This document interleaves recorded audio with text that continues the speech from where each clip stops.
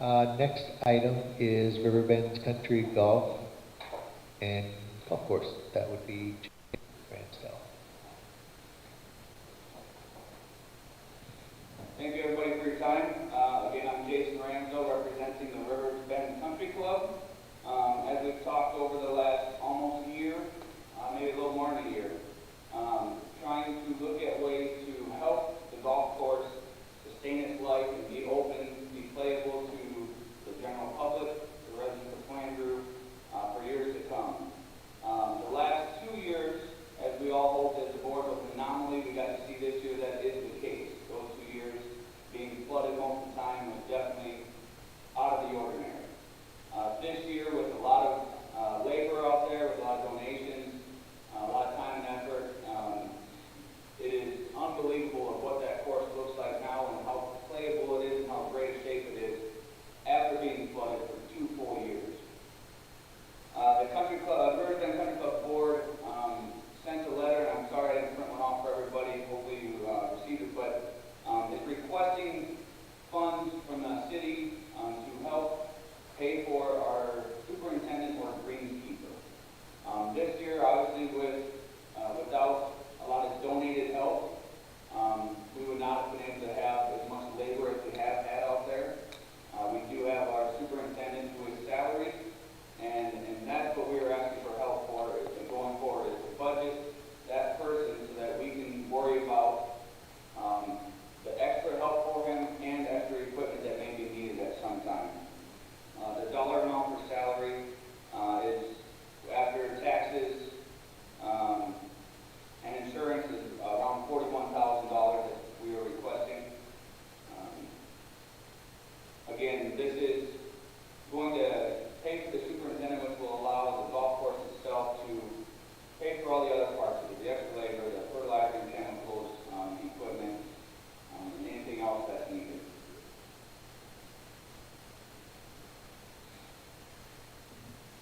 All right, are there any questions for Jason? Yes. Okay.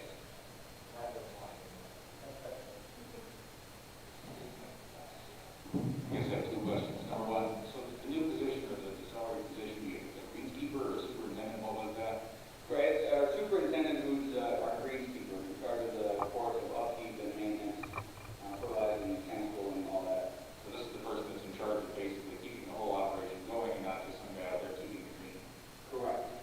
He's not in charge of the clubhouse itself, but he's in charge of all the upkeep of the fairways, the tee boxes, the greens, the car paths, the equipment as well, maintenance on the equipment for mowing and things. Is there a significant workload that extends into the winter season for this person? There is not, unfortunately.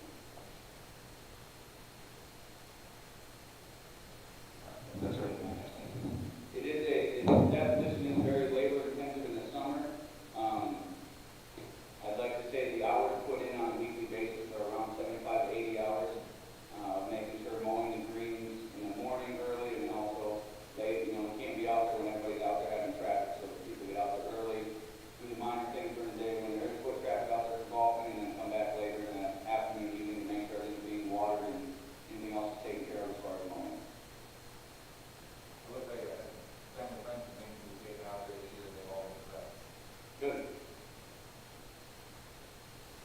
Any other questions? Alderman Argent.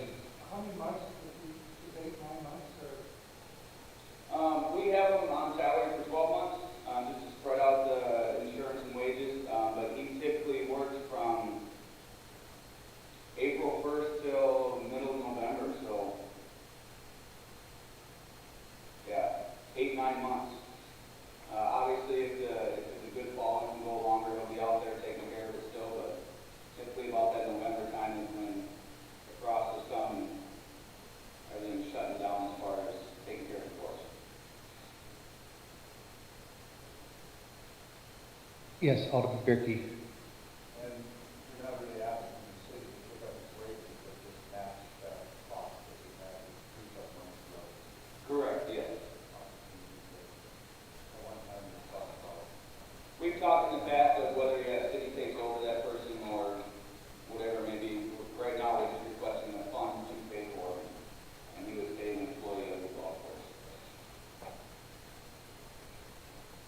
Jason, financially this year, membership is up to, you know. Membership's up to around 120 members. Last year, I think we had, average of the last 2 years was around 70 members. So this year we're up quite a bit in that, and as well as green fees, obviously, because we're open for play. So my question is, if the city were to agree to funding some, all of this request from you, and heaven forbid that it would be a flood next year again, then would you still need those? Would that be a call at that time to what could be done out there if that individual could be out there, or would you still pay the greenskeeper and stuff the last 2 years of salary, whether they could be out there or not? We did pay them still, full salary, just on the simple fact that even though the course was flooded, not open for play, the things that were open, obviously, were the greens, which is the most important part of a green, a golf course that he take care of. So he was still out there mowing the greens, spraying when he can, fertilize, still taking care of as much as he could. It just never was fully open for play, but he was still paid. So if, for instance, there is a big flood next year again, you know, we would still need to, if we're planning for the future to stay open, we would still need to take care of the spots that are able to be taken care of. And as you can see, where the flood was at most times on 1 and 2 fairway, and number 4 fairway, and especially the damage done on number 9 fairway, they took some reseeding. But those are, you know, a little bit stronger grasses that can come back fairly well compared to letting green go all year without mowing. Okay. Any other questions? Yes, Jeff. Jason, just for clarification purposes, this is all perspective, I know, but I think you mentioned in your letter or somewhere else recently that at least you're hoping to have the opportunity to begin to make some improvements. Of course, I think you mentioned elevating tee boxes as an example of one of the lower cost mitigation measures that were recommended in the study. For the council's benefit, are you anticipating having the ability to direct any funding towards any of that next year out of the golf course budget? Not next year, no. Okay. If the year goes as well as this year, you know, we did have a couple of larger expenses that hit us. One of the well pumps went out and the air conditioning unit went out. We believe due to the electric company dropping away the power to us, but we couldn't prove that, so of course it's our expense. Without those, you know, we would have had good funding to be able to put towards projects next year. So as of now, we're not planning next year for anything, but yes, those would be the first step, would be elevating some tee boxes and then some park paths as well. So is it a likely scenario that if things continue to go well, that you may be able to direct some funds towards some of those projects while still requiring assistance from the city for the greenskeeper? Yes. Okay. Just wanted to get some clarification on that.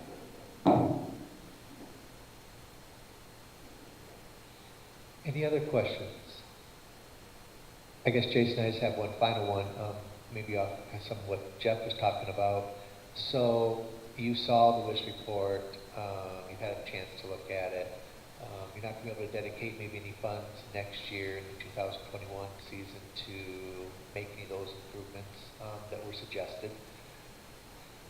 The council hasn't decided or looked at the budget or had that conversation yet if we, as a council, are ready or prepared to make any of those investments in the course. This obviously we got the budget request here in front of us tonight.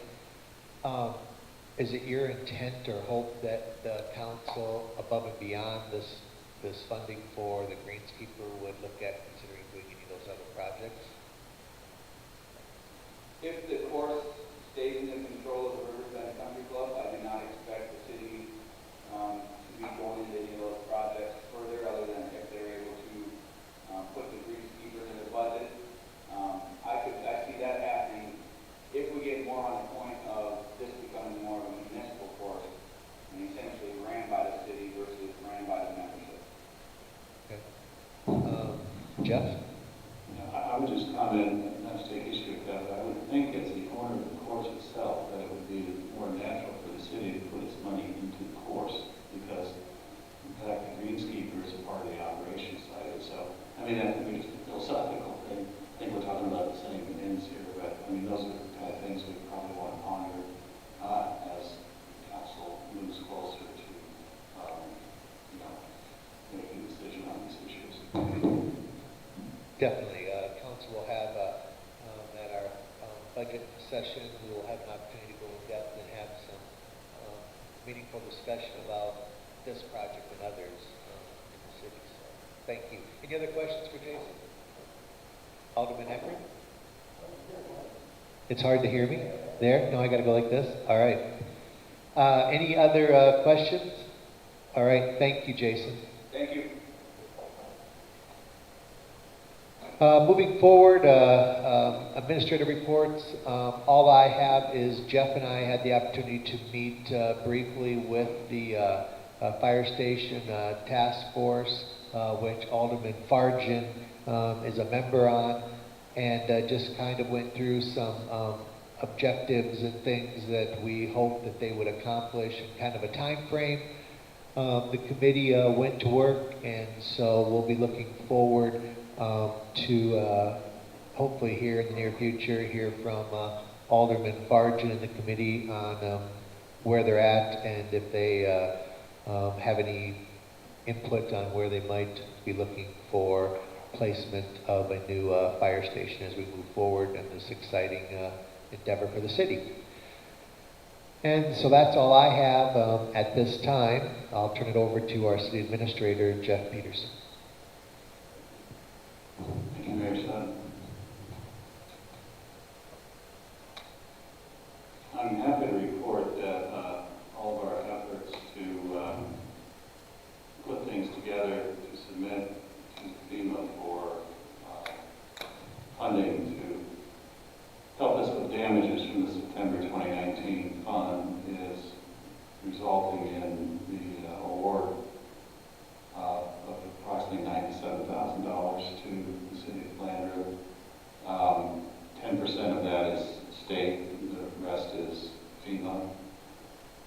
That may not cover everything, just because we had a reduction in our award for the Japanese Gardens and the Isaac Walden building because the city was not carrying floodplain insurance.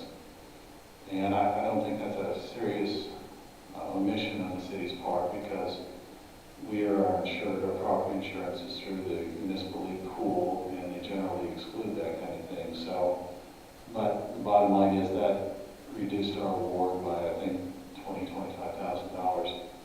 Importantly, moving ahead, we need to stipulate to the fact that if FEMA is going to provide coverage at all in the future for facilities out at the park, then we will have to buy floodplain insurance. So we're going to have to go out in the market for that and see what it costs. The big project, of course, is the floor of the Japanese Gardens. We have reason to believe there may be some structural issues that need to be addressed with that. We're in the process of putting that together. And hopefully going out to bid this fall, maybe for an early spring, or I guess that could be possibly, just depending on the structural issues of a winter project. But we do have till the end of May next year to complete the several projects. That also includes some repairs to the Isaac Walden building and some repair to the access roads to the dam, all the other items on the list, which included rebuilding the circular road to the campgrounds, as well as cleaning up all the ballparks and replacing the angle line. That was all done already. So it's been a long endeavor, but thankfully the part of it that involved submitting information to FEMA and getting it approved is all over. It gives new meaning to the Beatles song, Along the Winding Road, believe me. Speaking of FEMA, FEMA's come out with a new program. It was just announced about a week ago. It's called Building Resilient Infrastructure for Communities. I'm in conversation with the State Disaster Office and also First District about about the prospective uses of that for the city.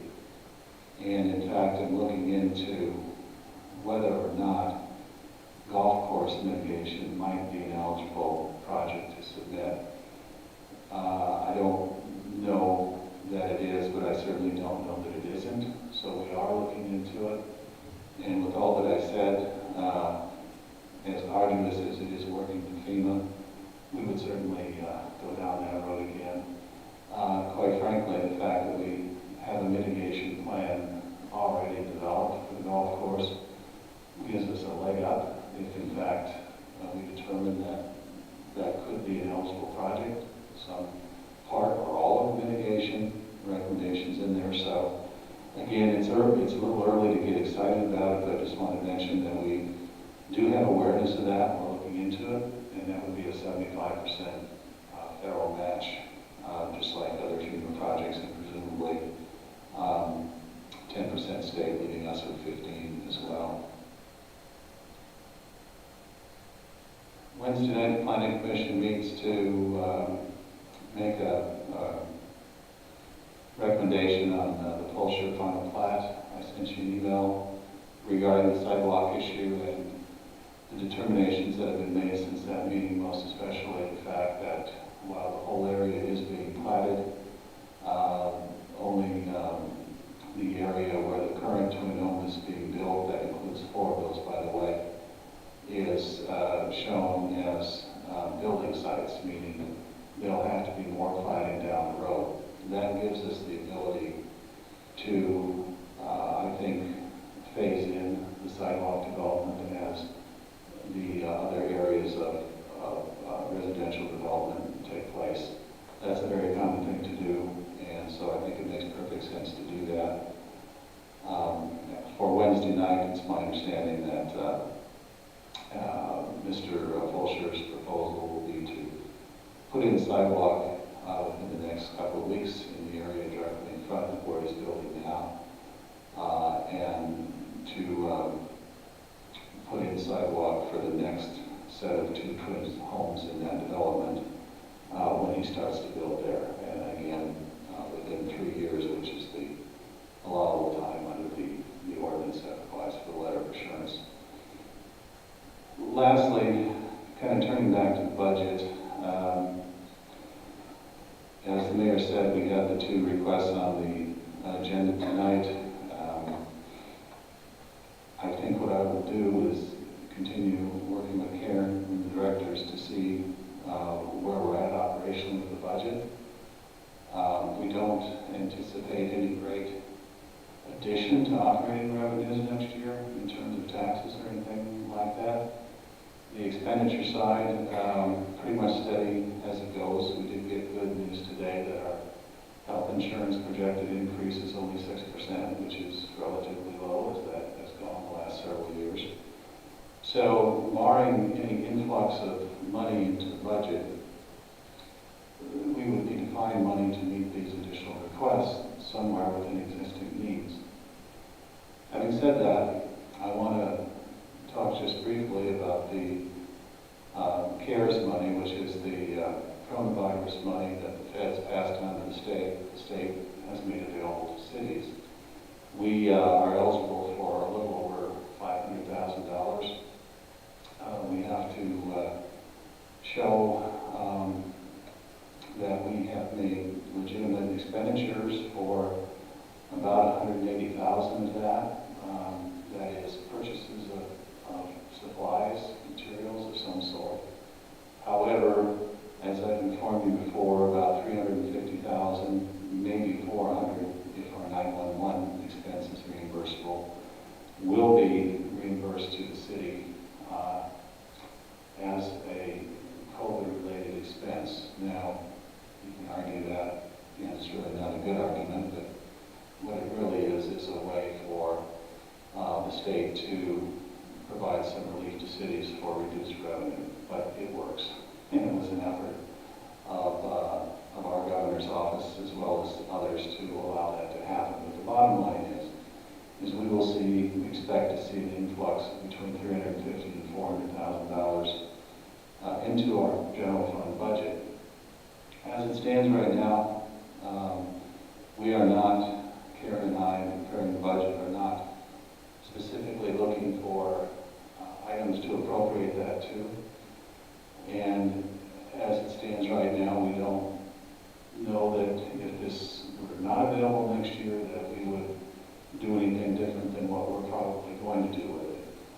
So what I'm going to be talking to you about when we present a proposed budget to look at in a couple of weeks is to at least consider allocating that into the capital improvements fund.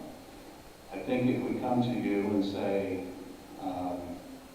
we're $70,000 or $60,000 on a budget, and you say we want to fund the FTC and golf club expenses, then perhaps that would be the time for you to consider if that was an appropriate place to go to for that money. But once again, we need to keep in mind that CARES money is a one-time influx of funds, and typically you don't allocate those to recurring expenses unless you set enough of it aside to provide the ability to do that for a number of years. So with the number of capital projects on the drawing board, that seems a sensible thought to at least consider appropriating some of that money into the capital improvements fund. Mechanically, we're going to bring forward a resolution that designates the monies, the approximately $500,000 that had previously been earmarked under resolutions that Karen has talked to you about that needs to be reallocated. A simple way to do that is to reallocate it to be appropriated for use with the city's capital improvement plan. Now, what that means is we need to actually put a capital improvement plan in place. But a capital improvement plan is exactly that, it's a plan. So what I've done in the past in other cities is include a capital improvement plan page in the budget. It doesn't necessarily mean that everything in it is appropriated, but it at least shows on paper what possible intended uses of the money is.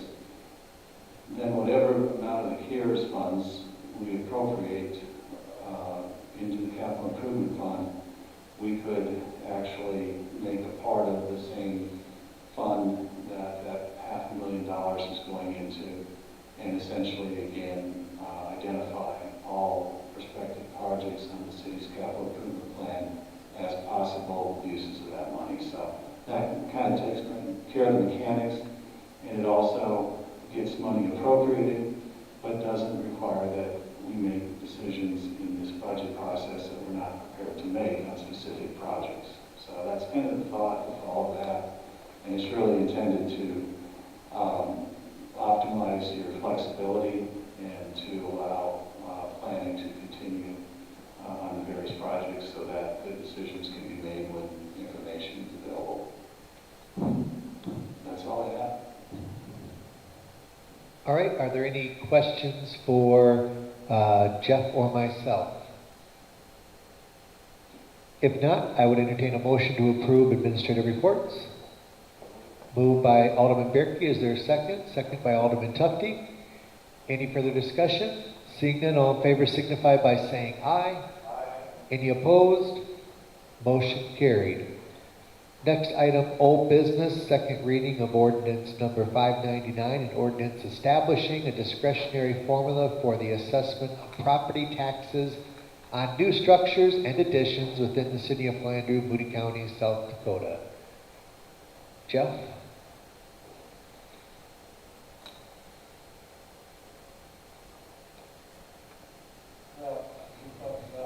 Last meeting,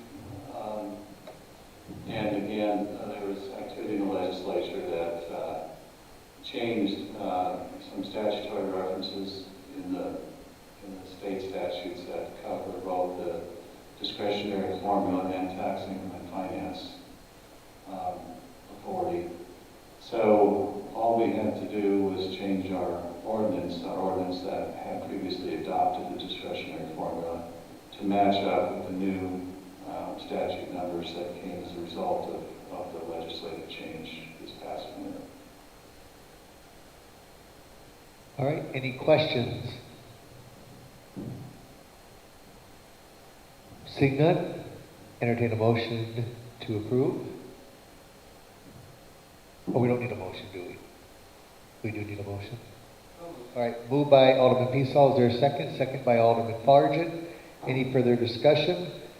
Seeing none, all in favor signify by saying aye. Any opposed? Motion carried. New business. Authorize the mayor to sign the CARES Act grant agreement with the South Dakota Department of Transportation.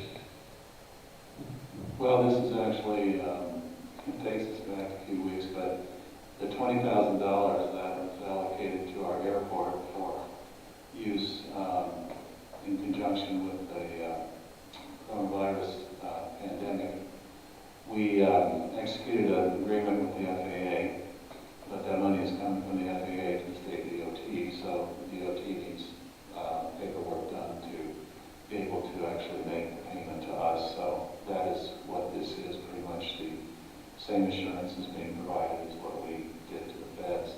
Again, the money was used to buy a large mower for the airport. Okay, any questions for Jeff? If none, entertain a motion to approve. Motion by Alderman Bierke. Is there a second? Second by Alderman Eckert.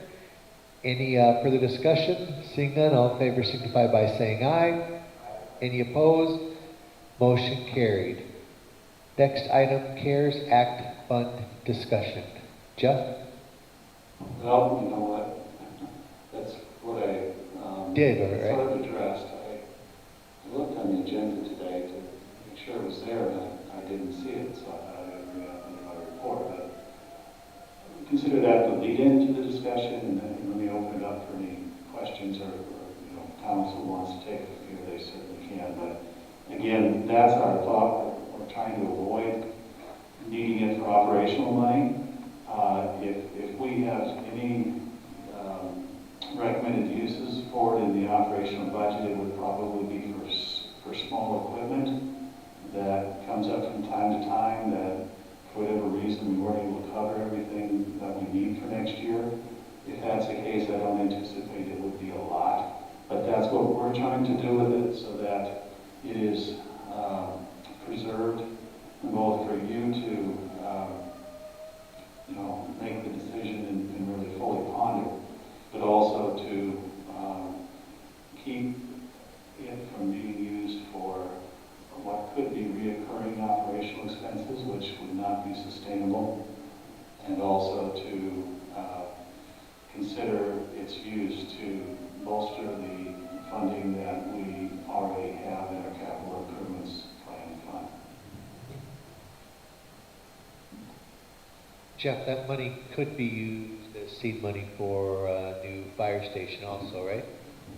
Yeah, it's coming in pretty clean in terms of all we have to do is show that we've incurred expenses for payroll and public safety, and we think there's a good chance that that would include our expense of 911, since most of that is payroll in those county positions. So, and beyond that, Mayor, it goes into our general fund, and what I'm hearing is it loses its identity. It's ours to do with what we want. Okay. Any further discussion? I guess if there's any feedback on if this thinking is along the lines of what you're thinking, or if you have any other ideas and care to share them tonight, we appreciate that. Otherwise, this is sort of the form we would bring it forward to you in a couple of weeks. Any additional comments or suggestions at this time? Alderman Bierke? Do you want to use the mic, please, just to make, I know, just so those at home can make sure they can hear you. I'm of the same thought that Jeff was talking about as far as one-time money and not using it operational and doing capital improvement type of usage.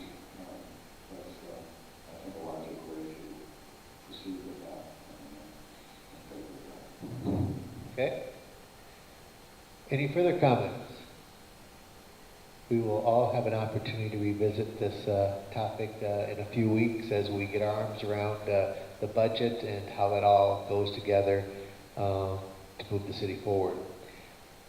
All right, moving forward, approval of Smart Grid Technology Services Agreement with Missouri River Energy Services. Jeff?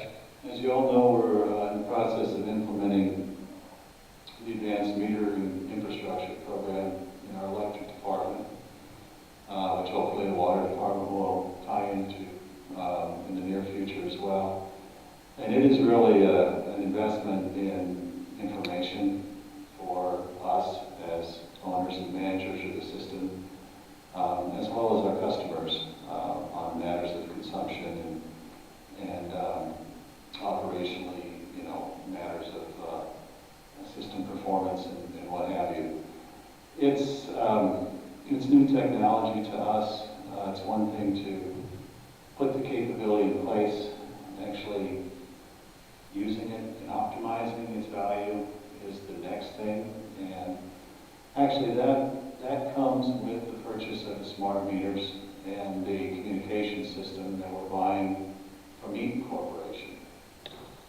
Missouri River Energy, which is our supplemental power supplier, but actually they're much more to us. They're really our partner in municipal electric, offers a host of services, and we take advantage of a lot of them. Some we don't, but over the period of their existence, they have really become much more than just a supplier of our supplemental energy. They've become a valuable resource, and they've acquired expertise and knowledge in areas that, especially small utilities like ours, just don't have the ability or the inclination or time to do. So that's where this Smart Grid Technology Services Agreement comes into place. Missouri River will work with us to help us optimize the information and the value of it that this system will generate. Among other things, there'll be our IT resource. They will actually host the database, and in conjunction with other Missouri River members that have subscribed to this service, we will work as a group to come up with ideas, thoughts, share information, and network on how we can all take the best advantage of this. So again, it's kind of hard to say that without this we wouldn't derive any benefits of the new technology. That would be as much as to say if we didn't think we were, why would we be purchasing the system? But one of the reasons we're purchasing the system is because we have to put ourselves in a position to implement time of use rates a couple of years down the road, and this is going to help us do that. But there's so many other advantages to this system, efficiencies that can come about from it, operational measures where we can be more effective, increase our reliability, things like that. And Missouri River Energy will work with us to help get us in the know, train us, keep us in the know, share best practices, probably even prod us from time to time. And I like that. I like that, especially in the infancy of this thing, as we get up and going, that we make that best effort early on to, again, become aware of and maximize the benefits of this system. It is, after all, going to be a $300,000 plus investment for the electric utility. And this contract with Missouri River Energy will help us get the results that we can get.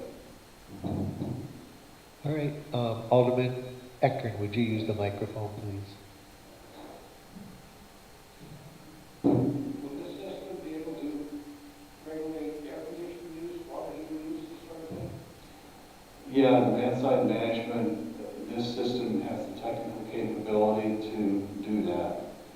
And might not surprise you to know that Missouri River Energy System has another service module that they offer for cities if they want to get into that. I haven't looked that much into it. It's a much more sophisticated process than what I was familiar with 25 years ago, where you simply regulated the condensers and air conditioners and water heaters and that kind of thing. This is much more sophisticated. It's computer-driven. It cycles. It receives information and makes determinations on where in the system we're shutting things off and all that kind of thing. But in answer to your question, yes, Well, years ago, we had a system set on this, and it never worked. that's why. Yeah. Years ago, and everybody complained about it. The air conditioners were off for a very long time, and water heaters were off a long time. And no water.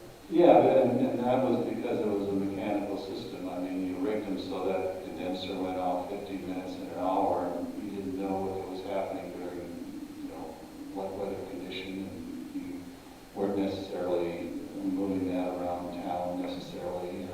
This will give us the information to do that in a much more sophisticated way. Any other questions?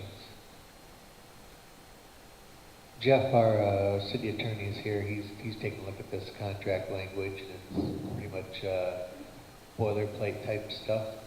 Actually, I did not ask him to look at this. It's a pretty simple contract.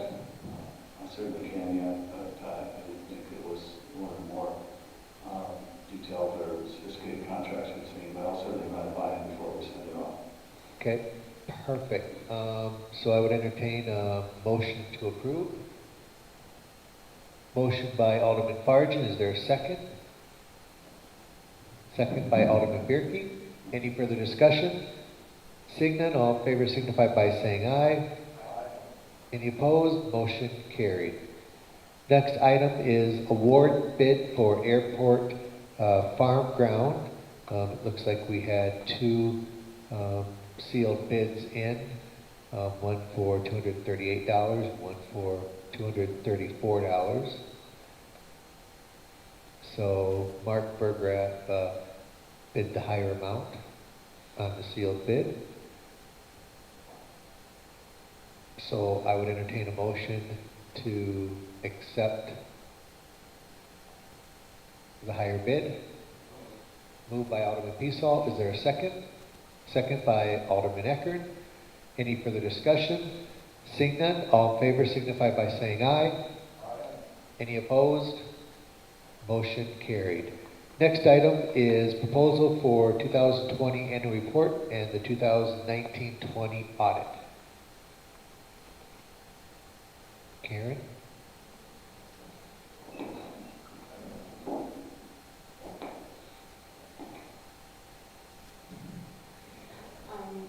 We have a proposal from Shane Fish and Company Incorporated for our 2-year audit.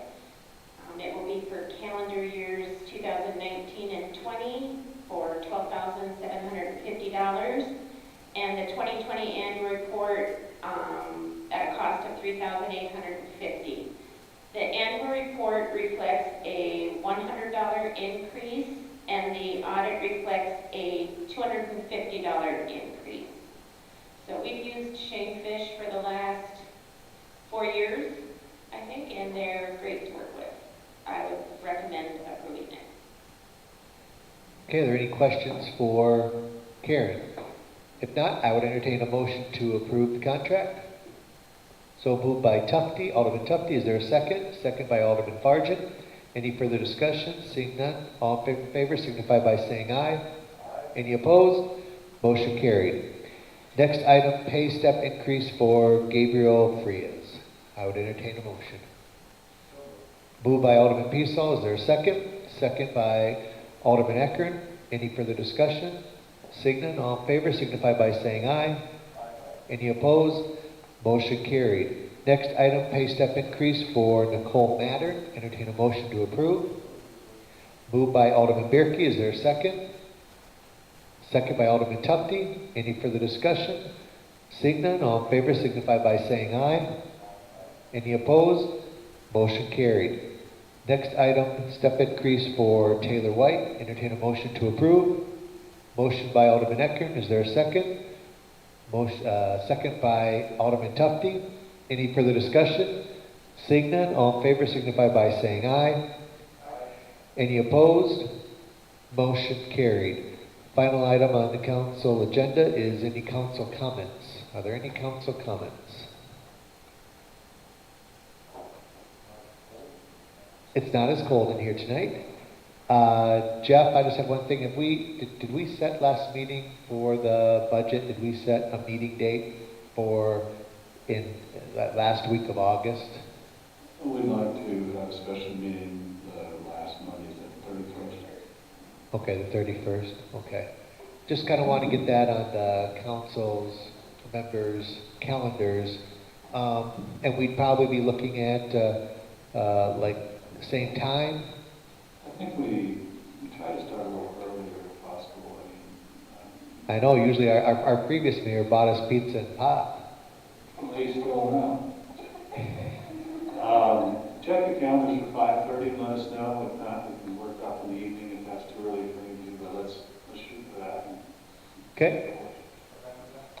5:30 on August 31st. So put that on your calendar. There'll be notifications coming out, but usually that's a time, and it's it's a couple hours as we go through and really dive into items, and especially this year with some additional monies that we have coming in, we just need to have some thoughtful consideration and conversation on that from the council, and of course the public is always invited to attend that also. So if there's no other further comments from the City Council, I would adjourn the meeting at 7:28. Thank you. Thank you all for coming.